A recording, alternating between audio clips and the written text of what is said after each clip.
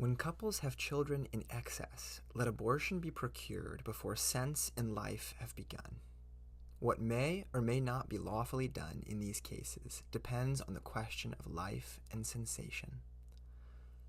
So says Aristotle in his Politics. Well, welcome back, everybody, to HistoryCraft, a channel devoted to pursuing the truth while playing Minecraft. Today, I want to talk with you a little bit about abortion, in particular, abortion in church history. What has the church throughout the ages thought about this important question of abortion? We know that it's a very controversial issue in our day, not only in our culture at large, but also within the church. But was that the case throughout the history of the church? Was abortion a disputed question among Christians? I want to go through a few different eras of church history and demonstrate that, in fact, there was pretty much universal agreement among Christians on the question of abortion throughout church history. But before we jump into that, it's important to understand the background of the early church. Of course, the early church arises in a culture dominated by Roman and Greek ideas. And in these cultures, abortion, as well as abandonment of infants who are already born, was widely practiced and rarely condemned. But what did the church within this culture think of these practices? Well, it's pretty obvious that they reacted very strongly against the practice of abortion as well as abandonment. And in fact, the early church considered it cold-blooded murder. The rationale given for this is the sanctity of human life, since humans are made by God and have souls, as well as the biblical prohibitions against abortion in the Old Testament. I'm going to read to you just a few quotes from some early writings of the Church Fathers, and churchfathers.org provides many more quotes than even those that I'm going to address here. But we'll begin with the Didache. This was an early writing, probably stemming from somewhere around AD 70. And the Didache says this about abortion. The second commandment of the teaching, you shall not murder. You shall not commit adultery. You shall not seduce boys. You shall not commit fornication. You shall not steal. You shall not practice magic. You shall not use potions. You shall not procure an abortion, nor destroy a newborn child. So right there in the second chapter of the Didache, we have a prohibition against abortion. Clearly, it's seen at this time to be a big issue because it's placed among these other important ethical issues as well. Athenagoras, in A Plea for the Christians, around 177 AD, says, "What man of sound mind, therefore, will affirm, well, such is our character, that we are murderers?" And here you can see that he's trying to defend Christians from accusations. When we say that those women who use drugs to bring on abortion commit murder and will have to give an account to God for the abortion, on what principle should we commit murder? For it does not belong to the same person to regard the very fetus in the womb as a created being, and therefore an object of God's care, and when it has passed into life, to kill it. And not to expose an infant, because those who expose them are chargeable with child murder, and on the other hand, when it has been reared, to destroy it. So Athenagoras is trying to demonstrate that Christians are not guilty of the slanders that have been thrown against them by their opponents. And he brings up the question of abortion, and for some reason they've been charged with being murderers, but he says clearly we're not murderers. We say that women who use drugs to bring on an abortion, they actually commit murder. And anybody who destroys a child after they're outside the womb is also guilty of murder. What I find interesting here, and something we'll see in some other quotes as well, is even at the time of the early church, abortions through drugs, or sometimes they're called potions, were a common thing. But we'll also see in this next quote from Tertullian that there's another type of abortion that was possible using a particular tool. And it sounds very similar to the way that late-term abortions are practiced even in our day. Tertullian says, "In our case, a murder being once for all forbidden, we may not destroy even the fetus in the womb, while as yet the human being derives blood from the other parts of the body for its sustenance. To hinder a birth is merely a speedier man-killing, nor does it matter whether you take away a life that is born or destroy one that is coming to birth. That is a man which is going to be one. You have the fruit already in its seed."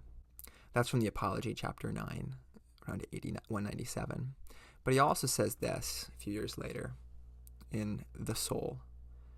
Among surgeon tools, there is a certain instrument which is formed with a nicely adjusted, flexible frame for opening the uterus first of all and keeping it open. It is further furnished with an annular blade, by means of which the limbs of the child within the womb are dissected with anxious but unfaltering care. Its last appendage being a blunted or covered hook, wherewith the entire fetus is extracted by a violent delivery. There is also another instrument in the shape of a copper needle or spike, by which the actual death is managed in this furtive robbery of life. They give it, from its infanticide function, the name of embryo sphactes, meaning the slayer of the infant, which of course was alive. The doctors who performed abortions all knew well enough that a living being had been conceived, and they pitied this most luckless infant state, which had first to be put to death to escape being tortured alive. From the same work, Tertullian says, "Now we allow that life begins with conception, because we contend that the soul also begins from conception, life taking its commencement at the same moment and place that the soul does. Thus, the law of Moses indeed punishes with due penalties the man who shall cause abortion." Keep in mind that last quote, that Tertullian believes that life begins at conception and that also the soul begins at that very same time. That's going to be an interesting discussion actually in the Middle Ages surrounding this question of abortion. Finally, we can look at the Council of Ancyra. Concerning women who commit fornication and destroy that which they have conceived, or who are employed in making drugs for abortion, a former decree excluded them until the hour of death, and to this some have assented. Nevertheless, being desirous to use somewhat greater lenity, we have ordained that they fulfill 10 years of penance according to the prescribed decrees. Canon 21, around 8314. So in this council, they're actually repealing a previous decree that had been made, or at least altering it slightly. In the past, women who committed fornication or destroyed a child or used drugs or make drugs for an abortion, they had to be excluded from the church until the hour of their death. So if they repented on their deathbed, they could be let back in. But other than that, they could never be let back into the church.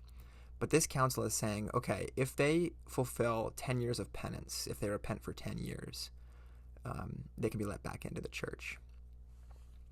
All right, so there we have some quotes from the early church. I might just throw in one more here from Jerome. 396 in his letters. "I cannot bring myself to speak of the many virgins who daily fall and are lost to the bosom of the church, their mother. Some go so far as to take potions that they may ensure barrenness, and thus murder human beings almost before their conception. Some, when they find themselves with child through their sin, use drugs to procure abortion, and when, as often happens, they die with their offspring, they enter the lower world laden with the guilt not only of adultery against Christ, but also of suicide and child murder." Okay, so it's pretty clear what the early church thought, and this is a extremely widespread view at that time. But what about when we get to the Middle Ages? Now, this is an interesting question, because it seems that the view of abortion in the Middle Ages is changed slightly from the early church. This actually starts well before the Middle Ages, with St. Augustine most likely. Interestingly, he is not sure when a child is given a soul, contrary to Tertullian. And thus he does not necessarily think that abortion at the earliest stages is the same as killing a child once they do have a soul. Nevertheless, it's important to remember that he does still consider abortion a grave sin. John Nawn notes that On Marriage and Concupiscence, Augustine teaches that abortion serves cruel lust to insulate the pleasure of the sexual act from procreation. He avers that spouses who pursue abortion are not husband and wife. They have not come together by wedlock, but by debauchery. This view, it seems, was unfortunately adopted also by St. Anselm and St. Thomas Aquinas, among others. They believed that abortion was not necessarily murder before the child was given a human soul, which was not immediately upon conception in their minds. Nevertheless, abortion before ensoulment was still condemned as sinful in the Middle Ages.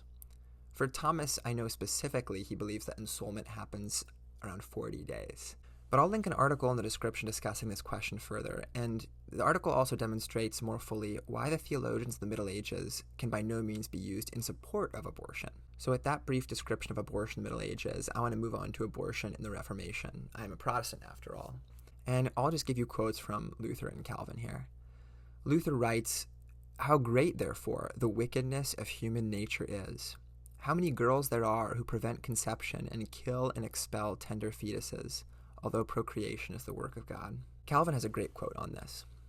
The fetus, though enclosed in the womb of its mother, is already a human being, and it is an almost monstrous crime to rob it of the life which it has not yet begun to enjoy.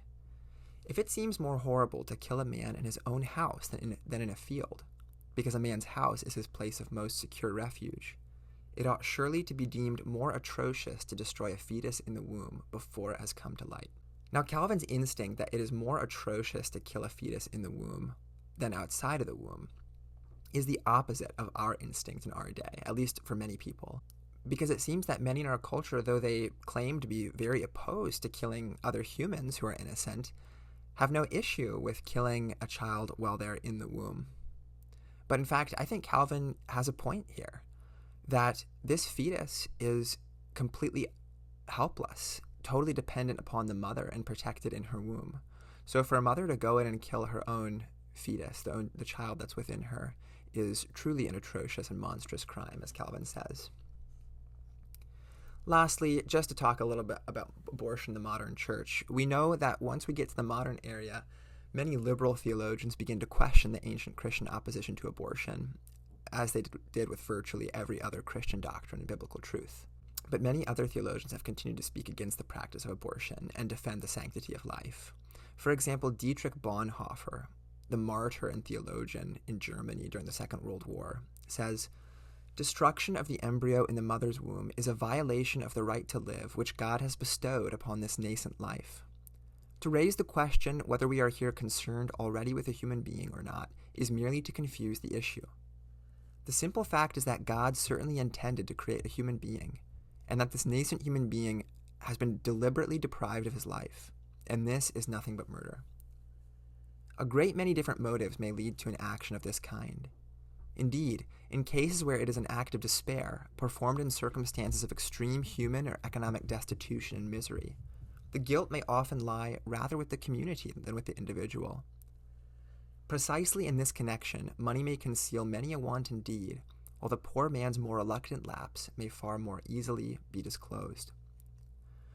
All these considerations must no doubt have a quite decisive influence on our personal and pastoral attitude towards the person concerned, but they cannot in any way alter the fact of murder."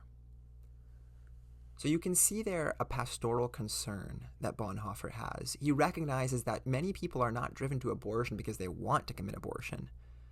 Many people are driven to abortion out of some perceived necessity or poverty that they have, an inability to take care of this child. Nevertheless, he says it's still murder. And even if we must treat those people who are driven to this out of necessity or perceived necessity differently than those who are driven to this out of simple desire to pursue an abortion and make their lives easier, yet in both cases a murder has been committed, and that must be recognized. Of course, Mother Teresa said, "It is a poverty to decide that a child must die so that you may live as you wish." And that's the real issue surrounding abortion, especially in our day. People want to live however they want to. People don't want the difficulty of raising a child. And admittedly, it can be very difficult to raise a child, and some people are in difficult situations. But the solution to a difficult situation is not to commit murder. And I think more often than not, the difficult situation argument is really blown out of proportion. There are so many resources in our society for young mothers who need help and support, especially from the church. People can be supported and can get through bearing a child and raising that child up. Pope John Paul II said, "It is impossible to further the common good without acknowledging and defending the right to life, upon which all the other inalienable rights of individuals are founded and from which they develop.